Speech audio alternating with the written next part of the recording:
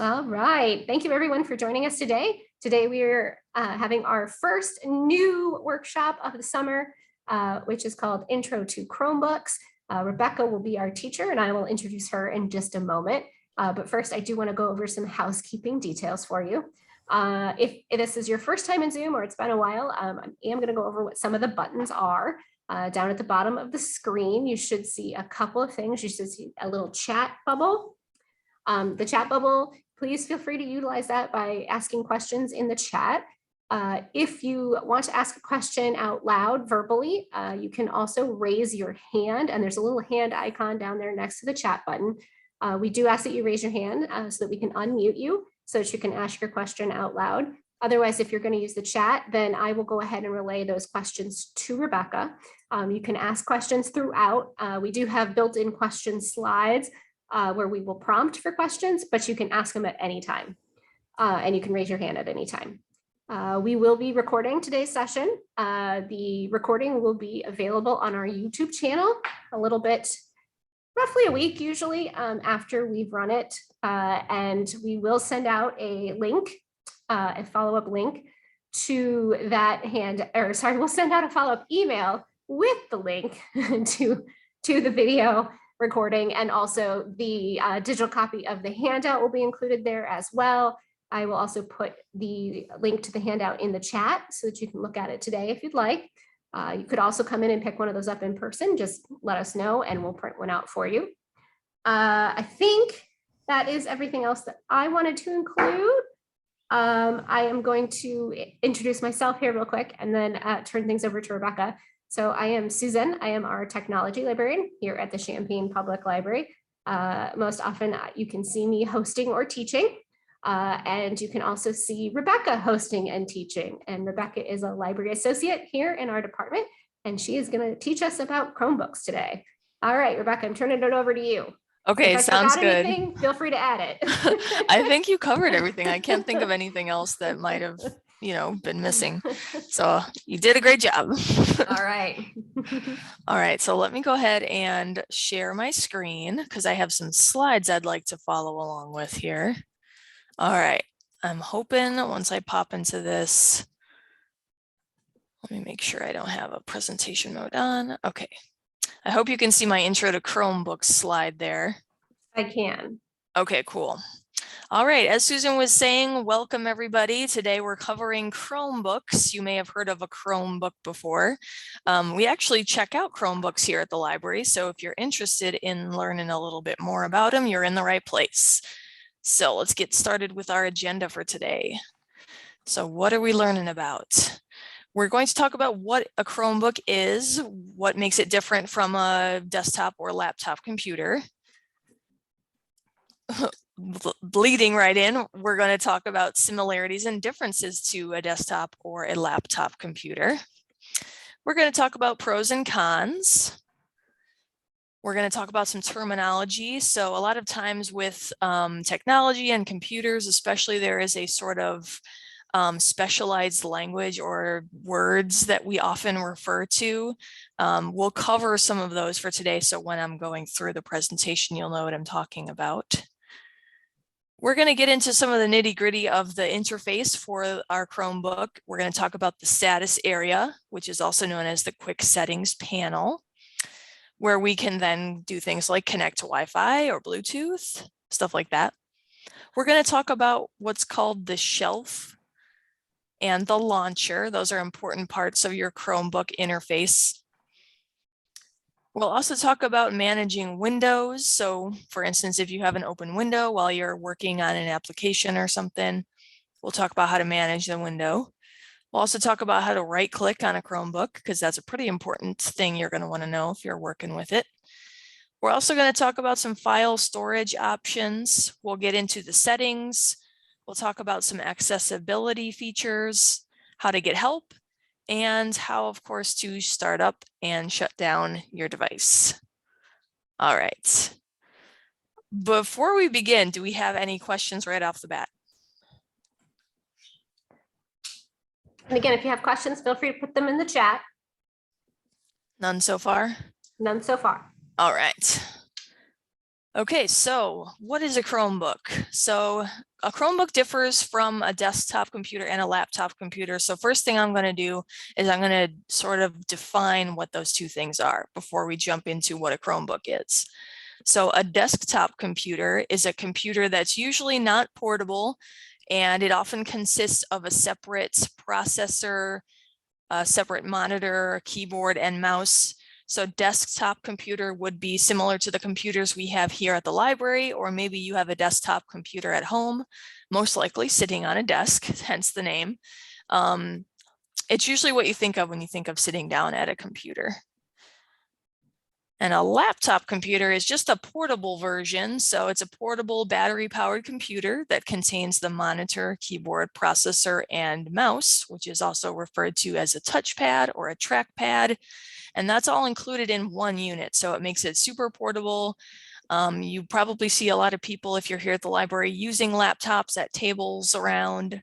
I see laptops pretty much everywhere I go if I'm in a public space that has like seats or tables. Super easy to work with.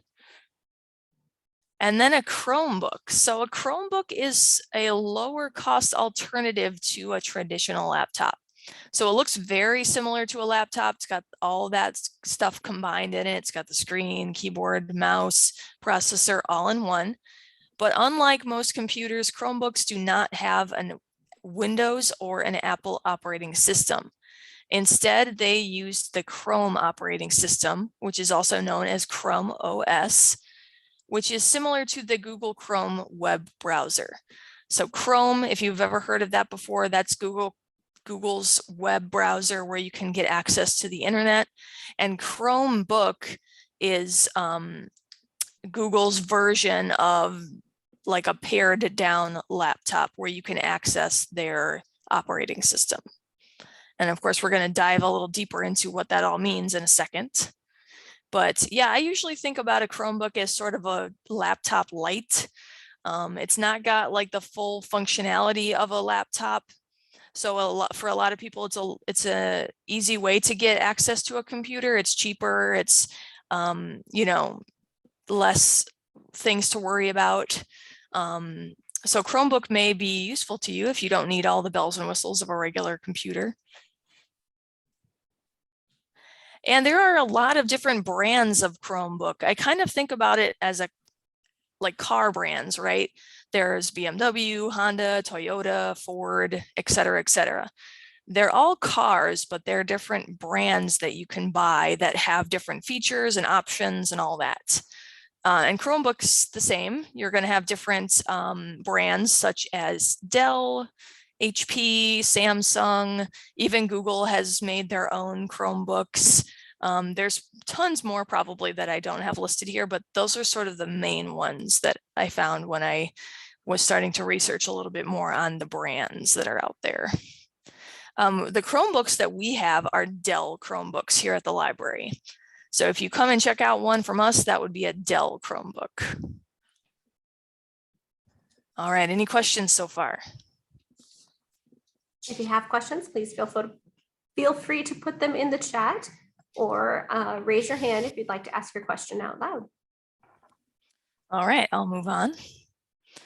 Okay, so let's talk about some similarities and differences when it comes to Chromebooks versus a regular laptop or desktop computer. So one of the main things about Chromebook, of course, is that it is cloud-based software. So it's running on Chrome OS. So that's Google Chrome or Google's operating system for the Chromebook.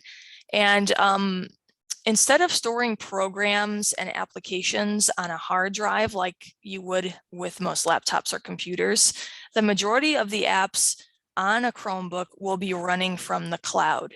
So the cloud is that, if you've ever heard of Google Drive, iCloud, OneDrive, those are all applications that run in the cloud. So the cloud is this sort of platform. I don't know if I would call it, if that's the right word for it.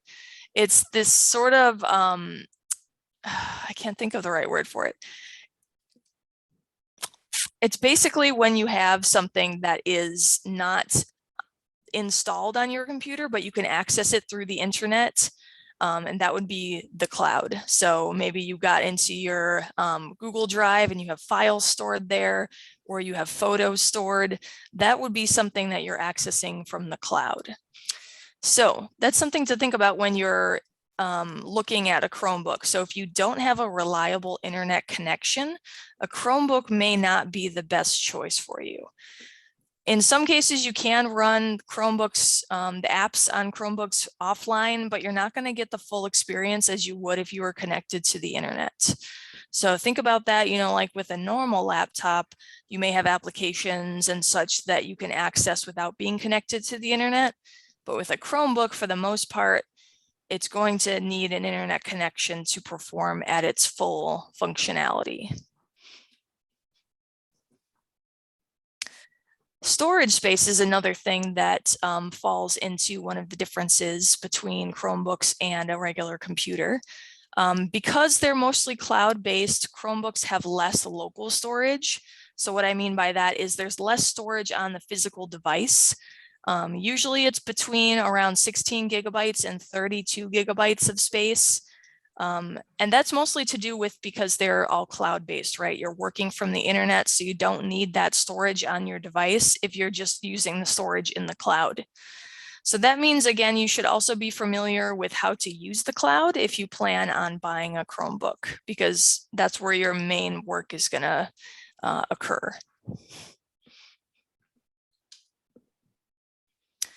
And software compatibility, that's another big thing for Chromebooks, right? Like I was saying before, instead of running Windows or Mac OS from an Apple laptop, Chromebooks use that Chrome OS operating system. That means that you can't install traditional applications that you may be able to install on a PC or an Apple computer. You can only really install what's available through the Google Play App Store, which does include Android apps, but you may find that you're not able to access things like Microsoft Word, Excel, other things that you may want to install. Maybe you wanted to use Photoshop or something like that. You will find that those are not able to be installed on a Chromebook. And because Chrome OS is primarily based off of the Chrome internet browser, many of the apps that are already on Chromebooks are really just sort of shortcuts to websites. So for example, if you click on Google Docs, which I have sort of a picture of right here, it will actually just take you to the Google Docs website. So that's also something to keep in mind, is you may not have, you know, the full library of programs that you may have with a regular laptop or desktop computer. Okay, and a desktop is also a difference. Most laptops have a desktop where you can store shortcuts, files, and programs. Chromebooks don't. They don't have that traditional way you can put icons or files on your desktop. Instead, your apps will be accessed from the launcher or the shelf, which we're going to talk about in a little bit. But it's slightly different just because, again, it's not going to be the same way where you can sort of save applications or files. We're going to talk a little bit more about that, but the desktop is also slightly different on a Chromebook. Questions so far? No, that was sort of a lot to ingest right away. No questions in chat. All right, let me get a little sip of water here. All right. So I kind of laid out some of the pros and cons if you were thinking about using a Chromebook or purchasing one. So a lot of the pros are pretty nice if you don't need a lot, like I was saying, if you don't need a lot of bells and whistles on your computer and you just want to sort of access some simple things. One of the pros is a low price. So now some Chromebooks are priced the same as some laptops because they may have some of the bells and whistles. But for the most part, I find that when I'm doing a search on Chromebook prices, they are lower priced than regular laptops. And for the most part too, you don't really need any software updates because, again, since they're cloud-based, usually those things are already updated within the cloud and you don't have to worry about keeping up to date on an operating system like you would with Windows or with Apple. I know every once in a while with my Apple laptop, I'll get a notification that I need to update the software. For the most part, your Chromebook's going to sort of do that in the background, and you don't have to worry about that. Another pro is you'll have that cloud storage, and you're also going to have all your stuff backed up to the cloud just because that's how it operates. So you don't have to worry about getting into all the backup issues, and you'll already sort of have most of your stuff in the cloud anyways. And again, there's low software costs, so you're not getting the same software that you would with a laptop or a desktop, but those cloud-based apps or programs will be a lower cost just because, you know, most of them are free, like with Google Docs or Sheets or Slides. Google Drive, of course, is free unless you want to bump up your storage number limit. And then the battery life is also a little bit better because you're not running those high intensity energy suckers like Photoshop, for instance. I know runs a lot of battery really quickly. It doesn't have those big programs that may be using your battery as much. And then, of course, I noticed that a lot of Chromebooks have a lower weight or lower thickness, again, because it's not got those heavy duty memory storage or processing power as you would with a regular laptop or a higher end laptop. And then there are some cons as well. So like I was saying before, you're going to have lower storage capabilities on the actual device. Now you will have the cloud storage available to you, but your storage on your actual device may be lower than you would expect on a regular laptop. You won't be able to access Microsoft Office programs either, again, because the Chromebook is not running any Microsoft operating system. So the programs cannot be installed on your Chromebook. Again, it's going to be running things that are Google versions. Or there's some Android things that you can, I'm sure, find out there that are alternatives to Google, but you're not going to be able to install things like Microsoft Word, PowerPoint, Excel, stuff like that. And again, it's going to limit your other software choices, so you can't install other programs. Maybe you wanted to use things for photo or video editing. You're not going to be able to have as many choices as you would with a regular laptop. And also, as I was saying before, you do need the internet for full functionality. So if you find yourself not accustomed to having internet at home, or you don't have a good connection all the time, a Chromebook may not be the best choice because it does need the internet for its full functionality. There is also no drive for CDs or DVDs. So that's also true, I think, sometimes for some of the newer laptops as well. I think a lot of them try to save space, so they take the drive out.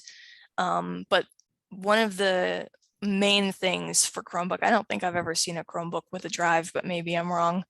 But that's sort of the trend now for regular laptops too. And then as I was saying before, you're not going to have as many choices for your software, so it may limit some of the purposes that you may be wanting from your laptop, such as gaming or photo or video editing, because you may not be able to install the things that you're looking for. So that's something to also research if you're interested in a Chromebook. Okay, questions? No questions so far. All right. So another important thing to know is that you will need to have a Google account to use a Chromebook. So a Google account, if you already have a Gmail address, you already have a Google account, and they're designed for the Google account when you go to sign in and for syncing your data. So if you don't have a Google account, you can always go to google.com/Gmail and you can create an account there. It's free. The one thing I should say is that Google is, they do require a phone number that is able to be texted for you to sign up for an account. I think they use that for two-factor authentication, and according to Google, it's also for security purposes. So for instance, we have quite a few people that come in and try to get into their Gmail or Google accounts on our computers, and they have to have their cell phone that's able to be texted for them to access their account. And the reason for that is that Google is trying to protect you. So it wants to make sure that no one is trying to get into your account. So by using that text message, it can sort of validate that you're that person that you say you are. So keep that in mind. If you don't have a cell phone or you don't have a phone that's able to be reached by text message, then you're probably not going to be able to use a Chromebook. Okay, any questions? Not at this time. All right. And that is sort of a newer thing. I think a lot of emails are trending towards that because they want to first and foremost protect your privacy and your account. I know it's sort of frustrating nowadays. Not everybody has a cell phone that they can access all the time, or maybe you don't even have one. So that's also something to consider when you're getting into some of these newer technologies. I think they should just go to retinal scanning. It'd be a lot easier. Great. How very spy of you. I've been watching a lot of Mission Impossible movies recently. that tracks. All right, so let's go over some terminology here. And then I'm also going to do a demo here. So I have a Chromebook that I will show as I'm going through some of this stuff. But first I wanted to get to the sign-in screen because our sign-in screen on our Chromebook looks a little bit different because it's set up through the library. So this one here I pulled from offline. And if you have a Chromebook, yours may look slightly different, but for the most part, your Chromebook is going to have the ability to browse as a guest or to log in on an account that's set up with the Chromebook. And there can be multiple accounts too. So when you first open your Chromebook, you're going to encounter that sign-in screen where you select an account and then you'll log in with a password. And each account, if you have multiple accounts, will have its own files and settings that are kept separate from other accounts. Now, you can also browse as a guest, like I was saying before, but it's not going to have all of your settings and information saved in there. It's just going to be like as if you were a new person that didn't have any settings or preferences saved. I'd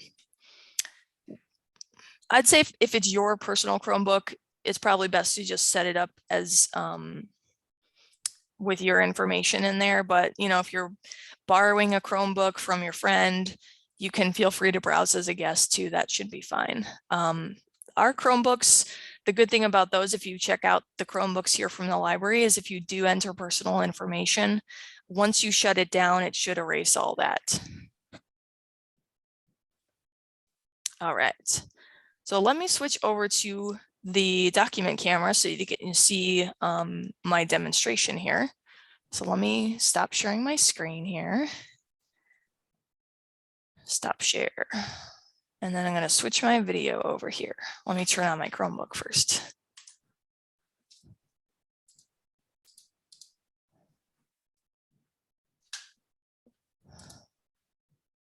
All right. Okay, let me switch this here. All right. And then Susan, I'm going to leave it up to you to tell me if it looks good or if it looks bad. Sure. I'm gonna go ahead and spotlight your video again too. Oh, it should already be spotlighted. I pinned it, if that makes any difference. Yeah. Okay. So what you're seeing here is our Chromebook desktop. So again, the desktop is going to be sort of that first thing that you see after you log into your account, or if you've decided to sign in as a guest. And I like to think of the desktop as my home base. So that's where I'll go after, or if I wanted to get out of a program or something and go back to home where I can access things like my settings or other apps or files, I can get back to my desktop and start from there. And from the desktop, you can do things like I was saying, open apps, you can change your settings, you can browse the internet, and you can get into like your Wi-Fi connections and your Bluetooth connections, stuff like that. So if you notice here, let me see if you can, let me move my other mouse here. Okay, can you see my mouse moving there? Yes. Okay, cool. So on the desktop, this where it says Champaign Public Library, that is our desktop background or wallpaper. And of course, if you have a Chromebook at home, yours may look different because you may have set it up. Maybe it's a picture of your family, maybe it's a landscape, maybe it's some abstract color or something like that. So you can customize this. But again, one of the main differences between a Chromebook and a regular laptop is you're not able to store any icons or files here on the top or on the desktop. And we do have this strip down here that's going to let us access things. So this down here is called our shelf. That's this big black bar here. That's called our shelf. And then this little circle dot here on the left-hand side at the bottom, that is called our launcher. We're going to dive into what all of these do. And then at the bottom right-hand corner, this is called our status area. And if we click to open this, it's going to get into our quick settings panel, which we'll discuss in a little bit as well. And in the center here, we have pinned apps. So these are applications that we've pinned to the desktop. So I have Google Chrome here and our Files application. And you can pin more, you can take these away, you can put, you know, you can, I think you can put probably a lot here. I think it can go up to the length of the shelf here. I'd have to test that for sure, but you can definitely add more than 2 on your shelf if you'd like. Okay, so let's talk about the shelf a little bit more. So that shelf again is that strip that appears on the desktop. So for us, it's here at the bottom, but you can always move it if you'd like. It can move to the left side or to the right side if you don't want it on the bottom. And your shelf is going to contain, again, the launcher here, your pinned apps, and your status area and quick settings panel. So on the shelf is our launcher. Let's discuss the launcher. So the launcher is the primary area on a Chromebook for opening apps, searching, or accessing your settings. So if we click on this, that will actually open the launcher. Let's go ahead and click on it. So once you click on it, you'll notice here that this search bar comes up. Let me put the brightness down just a tad. Just about to mention that. So thank you. So you'll see here, once I clicked that little launcher guy, this guy popped up here where I can search. So I can search apps, I can search settings, I can search the internet, or I can search on my device. Maybe I'm looking for a file or something. I also have a couple little shortcuts down here. I can get into my files. I can get into Google Chrome, which is my internet browser, my settings. Explore, I think, will let you browse your device, and then camera will access our webcam. And you'll also notice this little arrow that's pointing up right above the search bar here. That will actually expand our launcher. So that will make it full screen. There we go. Let me turn the brightness down. So once I hit that full screen button, what that's going to do is it's going to display all of the applications that I have downloaded onto the Chromebook. We don't have very many here, but if you have more, they will be, you know, listed here, and you can scroll down if you have a bigger list of applications. And I can also, if I have my launcher closed, I can also access the launcher if I click the search key on the keyboard. So the search key looks like it has a magnifying glass on it. Let me see if I can share my screen and show you what that looks like here. Where did my share screen thing go? Oh, here we go. I was using the wrong mouse. Let me share my screen.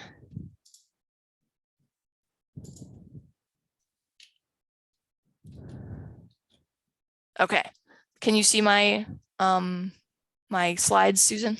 Yes. Okay, so your keyboard for the search button will have this magnifying glass here. It may also look like a circle that has sort of a circular outline on it, almost like a record button. I think it looks kind of like a record button, but I guess that's Google's symbol for their launcher. So you'll notice that you have one of two of those on your Chromebook keyboard. For us, we have the magnifying glass, but if you have a Chromebook, it may be a different icon. Okay, let me go back here. Okay, let me open up the launcher again. Gotta keep track of which mouse I'm using here. Okay. So again, that's our full screen if we're on our launcher. And then if I wanted to open up an application, all I would have to do would be to click on it. So if I wanted to open up Google Chrome, I could just click on Google Chrome here. And now it's bumped us out to the internet browser here. And then I could go to, maybe I wanted to go to champaign.org, which is our website. There we go. And now I'm on the internet. Okay. Any questions so far about the launcher or the shelf? No questions at this time. All right. Let me share my screen once more because I wanted to show some of the keyboard symbols because they do differ slightly, I've noticed, from a regular laptop or desktop computer. So let me go ahead and get into that. Okay, I hope you're seeing my slide there that says Chromebook terminology. Yes. Okay. So like I was saying before, you can access the launcher with the search key or the launcher key, but there are also a bunch of other things that you can use by just hitting a button on your keyboard. So for instance, if you wanted to make your page full screen, you could hit the full screen button. You can increase or decrease your screen brightness or lower or raise the volume, for instance. I don't know if these are all available on every Chromebook that's out there, and they may differ slightly in what they look like, but I think most of these are sort of universal for the Chromebook interface for the keyboard. The take a screenshot button is pretty nice. I kind of wish we had that button on a regular computer because I find myself using the screenshot button pretty often. And yeah, it's nice to have quick access to things like your screen brightness. You don't have to get into like a million different menus. So this is a kind of little handy key, you know, if you get a new Chromebook and you're wanting to use some of those shortcuts. It's nice to be able to save a little time these days. All right, any questions so far? Let's see, one moment. Let me just double check here. No questions so far, no raised hands. All right, let me get back into my video here. Okay, so the next thing we're going to talk about is the quick settings panel, which is, oops, I zoomed in instead of bright. There we go. So the quick settings panel is also known as the status area once it's closed. It's down here in the bottom right corner on your shelf. So the quick status area is going to give you a couple of things if you are just looking at it. It's going to give, for us, it's going to give the time. It's going to show my battery level here. So I have it currently charging. It's also going to show Wi-Fi connection. So we're currently connected to our library's Wi-Fi. And then I believe this is, okay, that's just telling that this Chromebook is managed by our library. So that's just a quick look at what that is before opening it. But if I click on it, it's going to give us even more options here to do things. So we can do things like pick a Wi-Fi network to connect to. We can connect to Bluetooth. So Bluetooth, if you're not familiar, is a quick way to connect wirelessly with something. So maybe you have a wireless mouse or wireless headphones or a wireless speaker. You can use Bluetooth to connect to them. You'll see that there's also an option to change your notification settings here. You can do a screen capture. You can adjust your volume. So maybe I wanted to drag my volume down. I can also adjust my screen brightness. You'll notice, ooh, it's trying really hard to adjust there. My brightness can be adjusted. I can also access my settings from up here at the top. This is the little gear icon right up at the top here. The settings, for the most part, will have that universal symbol of a gear. I don't think I've ever seen in settings be anything other than a gear. Me either. And then, thank goodness, because it would be very confusing. Mm-hmm. And then you'll also notice there is an option I can shut the computer down. Now yours may have several different power settings. You may be able to put it to sleep or restart it as well. So that's what you can do here from the quick settings panel. Again, if you have a different Chromebook and if it's a different brand or something, you may be looking at something slightly different than you're seeing here. And again, ours is managed by the library, so it may not show everything that's possible if it was just a regular Chromebook bought at a store. I also see down here the date and my battery is full. So if I wanted to, I can unplug my charge here. I wonder what it would say if I unplugged it, probably 100%. Let's see. Yep, 100%. And I think it's probably going to calculate how long it would take to run the battery down. Yep, looks like I have 10 hours and 3 minutes left. Okay, and that's the quick settings panel. I really like stuff like that because I don't want to have to jump inside settings and try to find a bunch of stuff. It's nice to just have something quick, especially for a Wi-Fi connection or a volume or a brightness adjustment. All right. Speaking of Wi-Fi, let me open that back up. If we click on our Wi-Fi network here, it will turn it off. Or if we click it again, it will let us get into the Wi-Fi network list. So for us, if we wanted to connect to a network, we would click on it. So when we want to connect to the library's network, we can just click on it there from the quick settings menu and it should connect us. Now, if it had, if it was a private network, for instance, and it had a password, it would probably prompt you to use the password here at this point. Same thing with Bluetooth. If I click on Bluetooth here, it will bring me to a list where I can connect to a Bluetooth device. So it looks like it's maybe trying to connect to some headphones or something that may have been previously paired. Or you can pair a new device. So maybe you got a new mouse or something and you wanted to pair it with your computer. You could do that right here.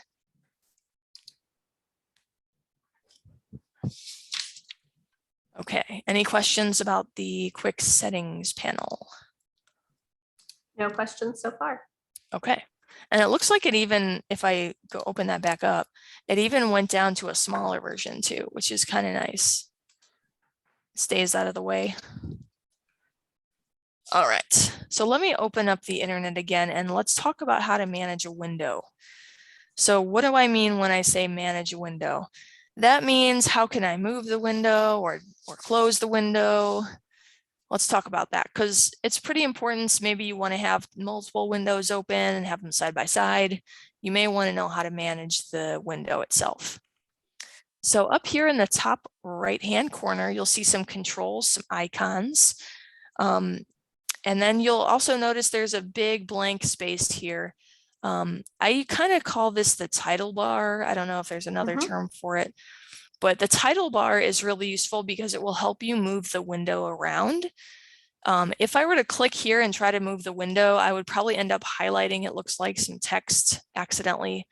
But the title bar is kind of a place where you can grab with your mouse so that you can move your window. So if I click and drag, it looks like I can move my window here. And I usually like to make sure I'm clicking in a really blank spot because if I click over here near the plus, I may accidentally open a new tab or I may accidentally close my window. So I usually make sure I'm right here in the middle of nowhere and then move my window. So that's how you move the window. If I wanted to adjust the size of my window, I would want to hover my mouse on the border here of the window. You'll notice that my mouse changes. Let me see if I can zoom in to that. Let's see, it's very pixely, but my mouse, instead of being a pointer, has now changed into what looks like two arrows pointing up and down. So that means that I'm on the border and I can resize my window. So let me zoom back out. Let's see. That's pretty good. We can still see it. Let me zoom out just a tad. There we go. So if I click and drag my mouse, once my cursor looks like that, then it will allow me to adjust the size of my window.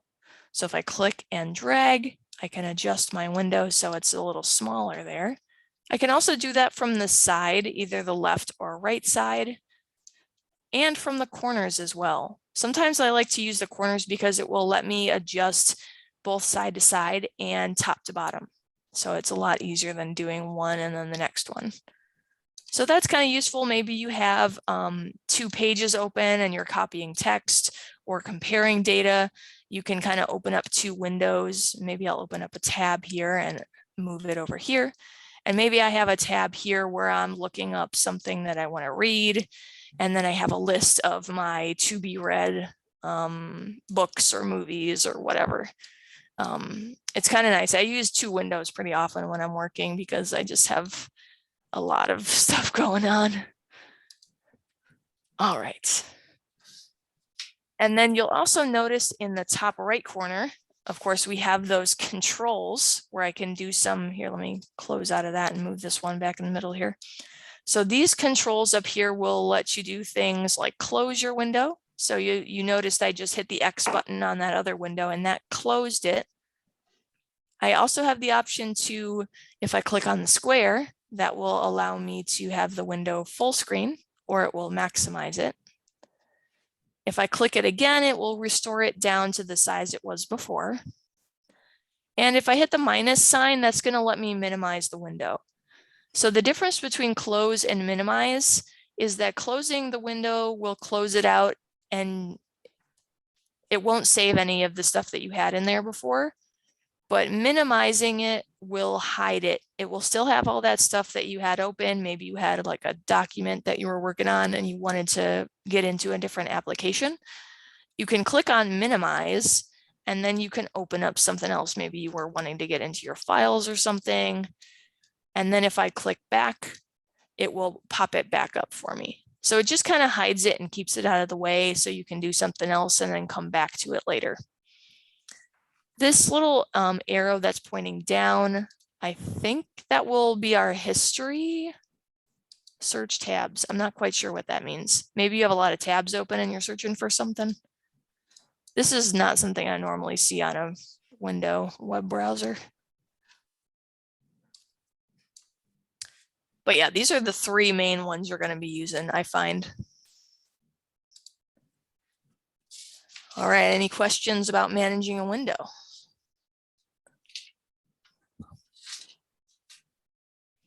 I have a more slightly advanced question for you, Rebecca. Have you tried to see if there's a way to do the putting 2 windows side by side with a shortcut?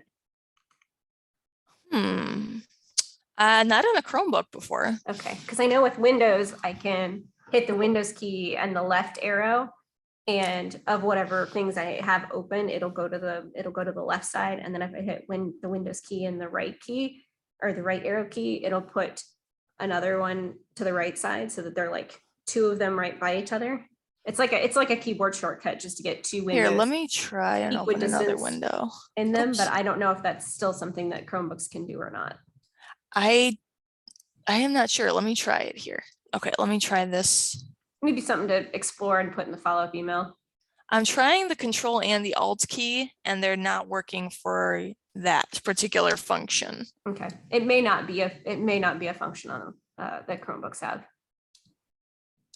or keyboard shortcut function, I guess. Sometimes it will also pop into that too when you're adjusting them, but I don't see it like trying to do that here. So I wonder if it's not a thing. Yeah, I can look into that later too. It could be a not thing. It could be a not thing. Just curious. I know, I'm always curious about the different functionalities, like what can it do or not do that a Windows computer has. And sometimes you only find out until you try to go do something like, you know, locking a window to a certain side of the screen. Good question though.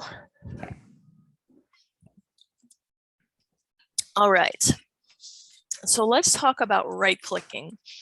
Let me share my screen here and get back to our PowerPoint. Okay, I hope you can see my slides. Yes, I see they're moving. Okay. Yep, I'm moving them. Yep. Okay, so right-clicking is pretty important on a Chromebook. Our Chromebook's touchpad does not have two separate buttons as you might have with a mouse, or some laptops also have two separate buttons. So right-clicking is important to know how to do if you don't have those two buttons, because usually if I right-click, it's referring to clicking on the right mouse button instead of the left mouse button. So how do I do that if I don't have two separate buttons to click with? So with Chromebook, there are two different ways. So you can either click on the touchpad with two fingers rather than one, like demonstrated in that picture there, or you can hold down the Alt key and click down with one finger. So some people find it easier to use the gesture, which would be the two fingers, and some people find it easier using the keyboard. It's really whatever works for you. Both will do the same thing. It's just whatever you find easier.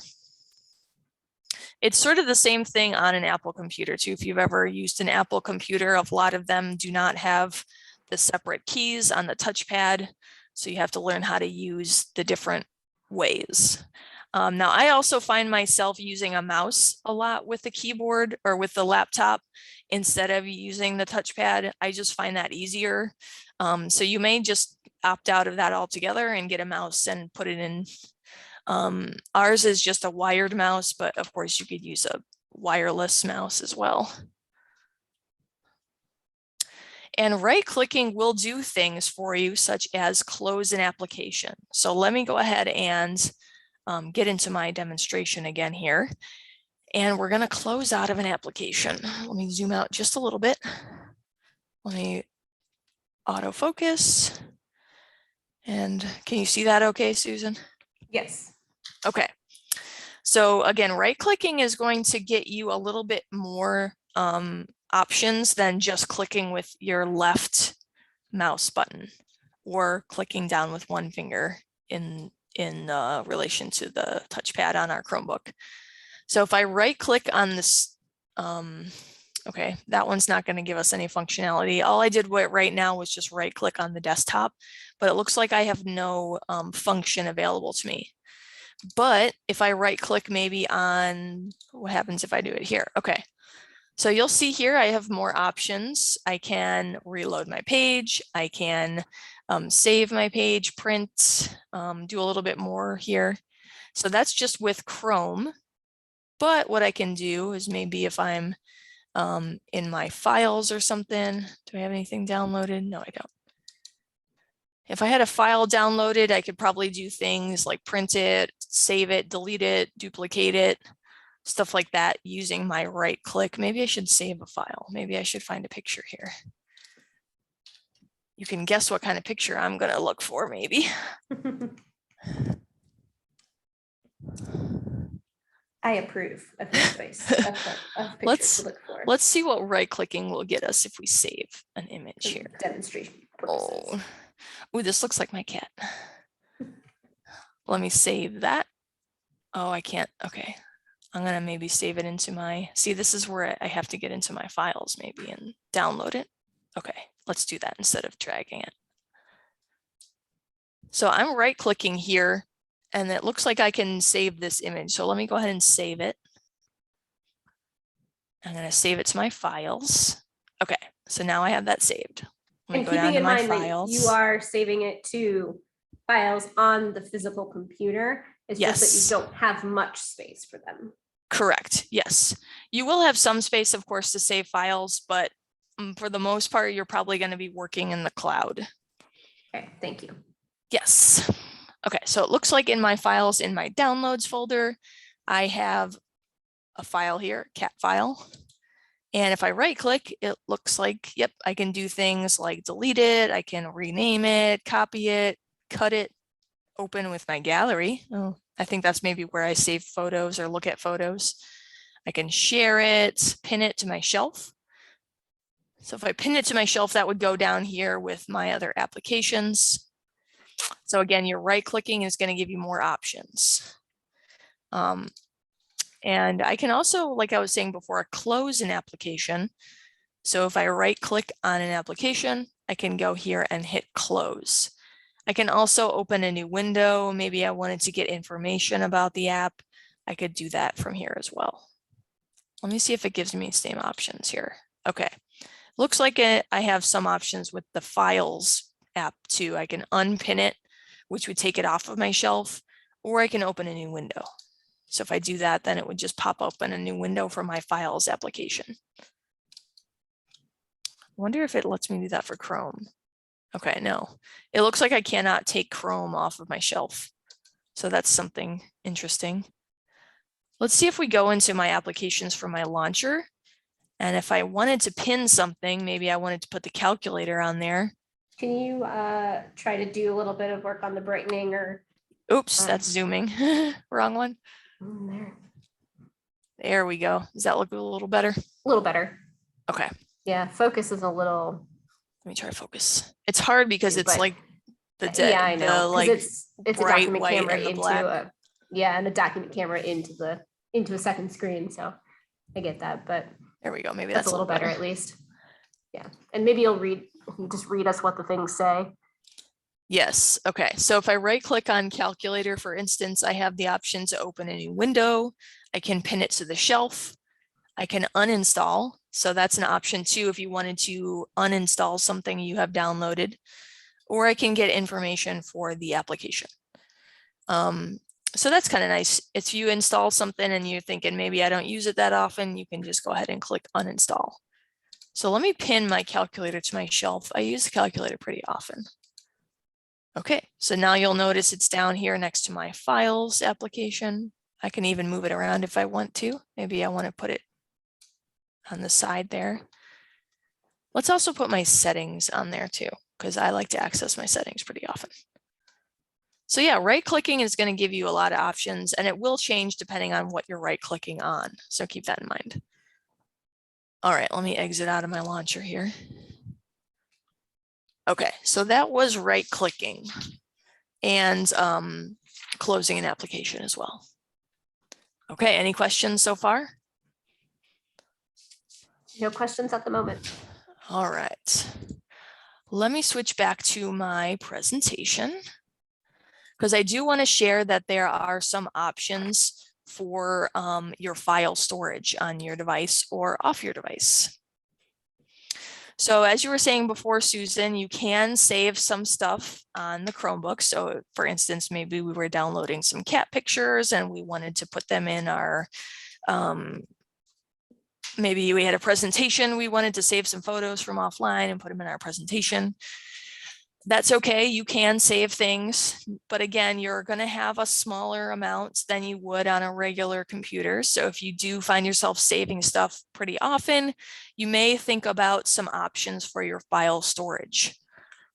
So the first thing I have listed, of course, is the internal storage. I think the highest internal storage that I saw on a Chromebook, I think it was 32 gigabytes, which is a lot, but not that much in the grand scheme of files and pictures and presentations and stuff like that.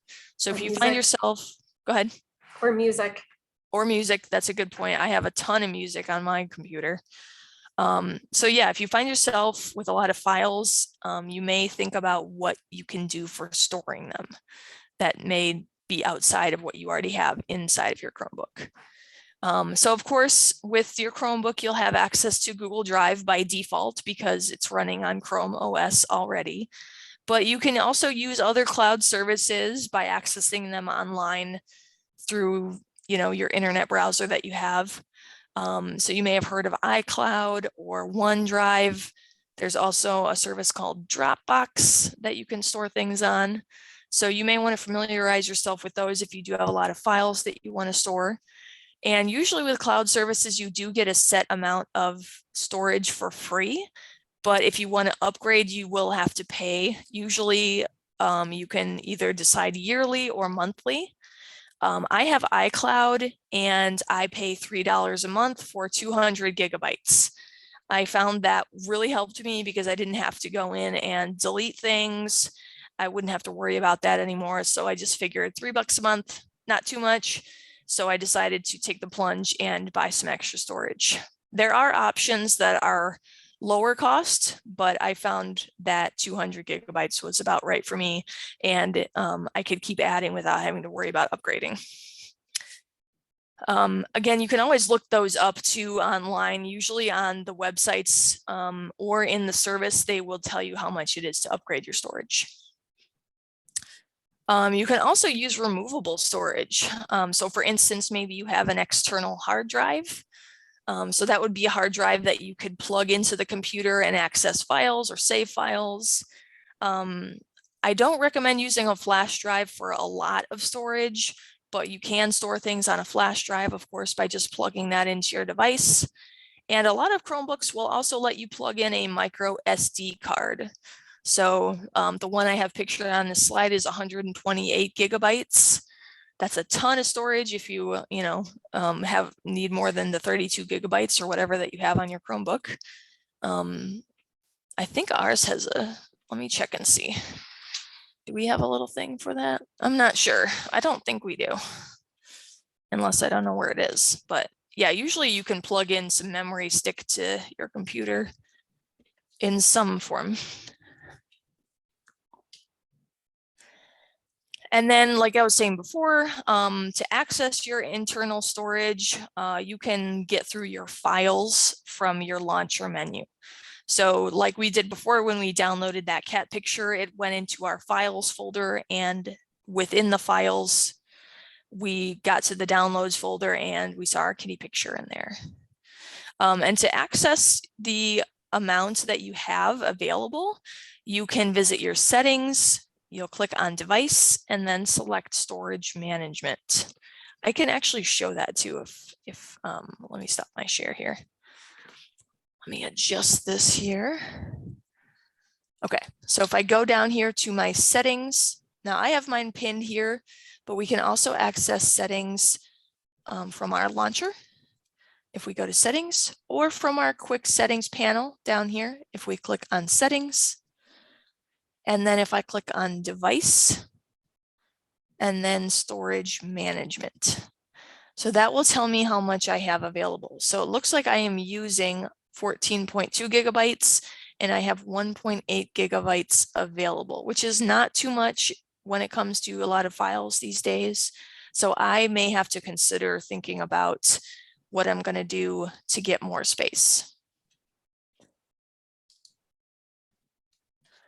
So I recommend doing that if you're not sure how much storage you have. All right, let me get back to my PowerPoint here. Does anybody have any questions about file storage or options? No raised hands and no questions in chat. All right. It's sort of the same thing that you would encounter if you have a computer as well. Sometimes people really chock their computers full of stuff and then they have to turn to some other form to save their files or to back up their files. On my computer, I use an external hard drive. I have an external hard drive that I have to store my photos and my music, but then I have another one for backup. Now with a Chromebook, you're not going to really be worried about doing a backup because a lot of it will already be on the cloud. But yeah, something with a regular computer might be different. All right, let me switch to the next RDD questions. Okay, so the settings page is a really, of course, useful menu that you'll use to access functions such as connecting to Wi-Fi or Bluetooth. You'll also get into some security and privacy settings, these settings for individual applications, and you'll see a bunch more, like for instance, what we just did when we searched our storage settings. So for example, if you click on network, you'll be able to access your Wi-Fi networks where you can connect. If you click on device, you can change some display settings, such as your desktop background, or you can change your text size or cursor size. I changed my cursor size for today because I thought it was really small to show people on the computer. And I think it looks pretty small still. I don't know why it didn't change. Maybe it reverted back. You also have some accessibility features. So if you go into your advanced settings, you can click on manage accessibility features and you can toggle things on or off. So for instance, maybe you're wanting to access the text to speech voice settings, or you needed to use some magnifiers, you could get into your accessibility features and then enable those if you needed to. The text to speech one I kind of use from time to time if I wanted to, maybe I was writing something and it was easier for me to speak it out loud rather than spending the time to type it. The text to speech is a really useful tool in that sense. So you may find things in the accessibility menu that you may have not known about before, and that may help you using your computer going forward. You can also access help from your settings. So if you go to your settings and then click about Chrome OS and then get help with Chrome OS, you'll have the option to get into some of the topics that they have for help. You can search different topics and browse different topics. So the slide I have there, it looks like it has help for how to turn on accessibility features. It looks like there's to connect your Android phone maybe to your Chromebook there. So yeah, I recommend browsing that even if you bought a new Chromebook and you're wanting to know some of the new features, you can get into there. It's helpful to get those kind of crash courses, I find, on your device. That will help you feel more confident using your device. Okay, any questions? Again, if you have questions, please feel free to put them in the chat, or if you want to raise your hand to ask a question out loud, you can go ahead and click on that hand button and we will unmute you so you can ask your question out loud. All right. And of course, one of the main things that you're going to want to do is start up and shut down, because of course, that's how you use your Chromebook. So to start your Chromebook, all you're going to do is just press and hold the power button that's at the top right corner of your keyboard. So that will have that power symbol. That's that pretty universal symbol of the circle with the vertical line intersecting the top. I find that that symbol is pretty much everywhere. I see it on keyboards, I see it on devices, I see it on screens. If you see that symbol, that usually is going to mean power. Now, if you find yourself pressing the power button and it's not turning your Chromebook on, you may have to check your power. Your battery may be dead. So keep that in mind. If it's not working, you may try to plug it in, wait a couple minutes and see if that works. Shutting down is also important too. Usually if you just close your screen, that will not shut it down. That will usually put it to sleep.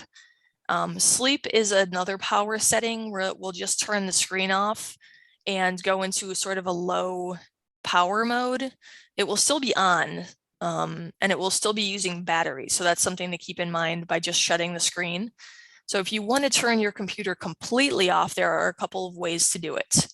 So of course you can just press and hold down that power button until you see power off or sign out. So sign out would sign you out of your account. And then you would go back to that sign in screen and you could also power off from there. And you can also access the shutdown from your status area. If you click that and open the quick settings panel, you can click the power button inside of that menu, which should shut it down as well. Sometimes it's easier for me to just, press and hold that button, and that way I don't have to get into like a bunch of menus. But again, it's whatever works for you. Okay, any questions? No questions at the moment. All right. Okay, I think that's pretty much it. I have some additional resources here. I sourced a lot of the text from a website called GCF Global, and they have a Chromebooks basics sort of tutorial and guide that you can access, and it will sort of teach you the basics. A lot of the pros and cons and the similarities and differences I took from GCF Global. They're really great at explaining stuff in layman's terms. So check that out if you have a chance. Google also has a how-to Chromebook website, web page, I should say, where you can go and learn how to use your Chromebook. And they also have a page where you can get answers to questions you have about switching to Chromebook. So maybe you don't need your desktop or your laptop computer and you're looking to pare down. They will have some answers for you there if you're interested in switching. There are also more gestures than just the right click. So if you're interested in learning more about gestures when it comes to your touchpad, there is also a website for that from Google. And then I also put in a Tom's Guide link that has information about what they consider to be some of the best Chromebooks. They usually make pretty good web pages when it comes to that kind of thing. I believe they give some pros and cons and list some information like price and stuff like that, which is nice to have all consolidated. Rebecca, do you know if Consumer Reports evaluates Chromebooks at all? I'm pretty sure they do. I'd have to check. We can check after this, and then I'll see. I can search on Consumer Reports and see what they have. And then the last link I have there is Chromebook accessibility. So if you want to learn a little bit more about how Chromebooks are accessible and what different settings you can access, Google also has a page for that. Let's actually go to Consumer Reports and see if they have anything. Let me switch my video back to me. And then let me open up a web page here. Share my screen. I only mention it because I know that they do evaluate PCs. Let me check here. But they might. The cool thing is we have. Go ahead. Say they might lump them all together and just, you know, Chromebooks, MacBooks, and PCs all in, or you know, like HPs and Dells and all that all into one. Let's see, Consumer Reports. We have Consumer Reports here at the library. If you're not already aware, you have access to it through your library card. I use Consumer Reports pretty often and it helped me buy my car. So I really liked it. Okay, let's search Chromebook. Say we're not only the people who recommend these things, we also use these things ourselves. So yes, it looks like they do. So I typed in Chromebook in the search bar and it came up with ratings, and it looks like they have buying guides here. And it does look like they separate out laptop and Chromebook. Okay. And it looks like they have some best Chromebooks under $300. So yeah, that looks like they have quite a few resources on Chromebooks there. Best Chromebooks of 2022, great. Best laptop and Chromebook reviews. Yeah, I'll put that in there too. I'll pop that in before we send out the handout. Great. I don't know why I didn't put that one in there. It's okay. It wasn't something that would have occurred to me first. I just happened to know that I, at one point in time, was shopping for a new laptop, and I had looked at their reviews for laptops, but I couldn't remember if they had Chromebooks or not. Let me go back and look at that buying guide. The buying guide is nice because it will tell you, what to look for when you're looking to buy something like that. Let's see. Yeah, so it'll probably go over some of the details that Rebecca did today of the pros and cons of a Chromebook versus a you know, like a Windows laptop or a MacBook. Yep, it gives information about laptop size, types. Here we go, Chromebooks, and then it gives a little bit of information about them. Okay, it gives you sort of questions you can ask yourself so that you can consider, okay, what do I want to get? This will help me determine that. That's nice. Consumer Reports knows what's up. All right, let me go back to the PowerPoint here. Share. Okay. Any questions about any of that? Doesn't look like we have any questions. Okay. let me also plug some stuff that we have going on. We also have a monthly message that you can sign up for. So if you're interested in learning about upcoming programs and tech events, you can sign up for a monthly message at champaign.org/tech-workshops. You would just enter your email, first and last name, and then you would be signed up and you would get info about what's coming up. And you can sign up right on our monthly message for stuff that's like, for instance, maybe you wanted to sign up for our intro to Apple computers. We usually send out the monthly message, which will have the link for you to sign up if you're interested.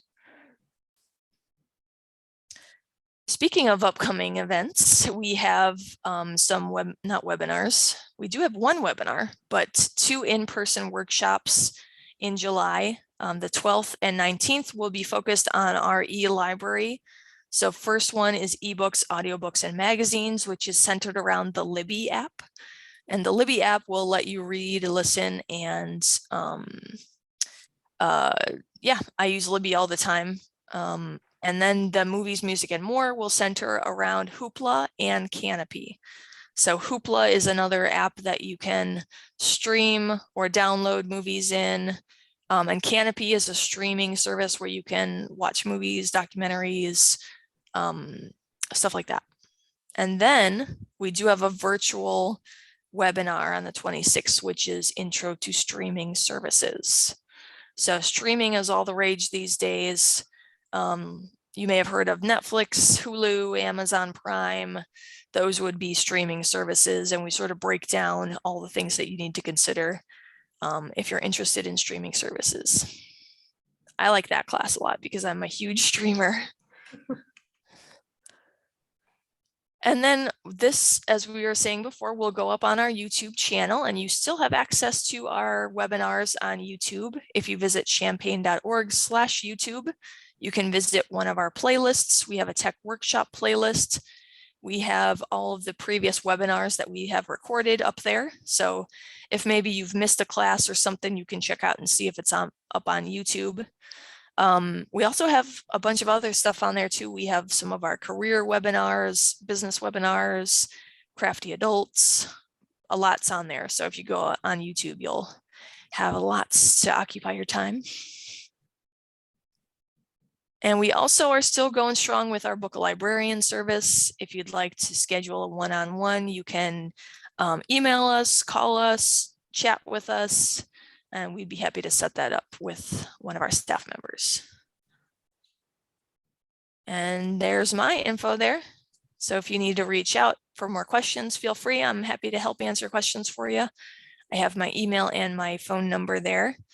And of course, once we send out the email, you'll also have this handout, which will have all the contact info. And I think that's pretty much it. Yep, that's my last slide. Okay. Any other questions? Thank you, Rebecca. Yeah, you're welcome. A great introduction to Chromebooks. I don't believe we have any questions right now, but if you want us to hang out for a minute or two and you want to raise your hand if you do have a question, let us know. I should say also, I plugged it earlier, but we have Chromebooks that you can check out. Let me get ours. So our Chromebook that I use today is one of our internet-enabled Chromebooks. So this one already has access to the internet without being connected to a Wi-Fi network. So it's nice if you don't have Wi-Fi at home, this will automatically connect to the internet on its own. You don't have to worry about like having a hotspot or a Wi-Fi network at home. These are pretty popular. You can also just get a regular Chromebook here as well. And of course, we'd be happy to get you on the waiting list or get you one checked out if there's one available. We have a lot of people that love using those. Mm-hmm. Yeah, we actually have a couple of kinds of devices. We have Kindles that you can check out. We have hotspots. We have Chromebooks, and we have iPads that you can check out. So with a Champaign card. Yes. So, and if you have a library card from another library in the area, you might check with them too, because a lot of libraries right now are moving toward having access through hotspots and other devices. Yep, they're pretty popular nowadays. Okay, well, if there aren't any other questions or anything, thank you all for attending today. And hopefully we'll see you in July for our in-person workshops, or again for Intro to Streaming here, which will be virtual at the end of the month, the last Tuesday of the month at 2 o'clock again. And hopefully we'll see you soon. All right, bye everyone. Thank you. Bye.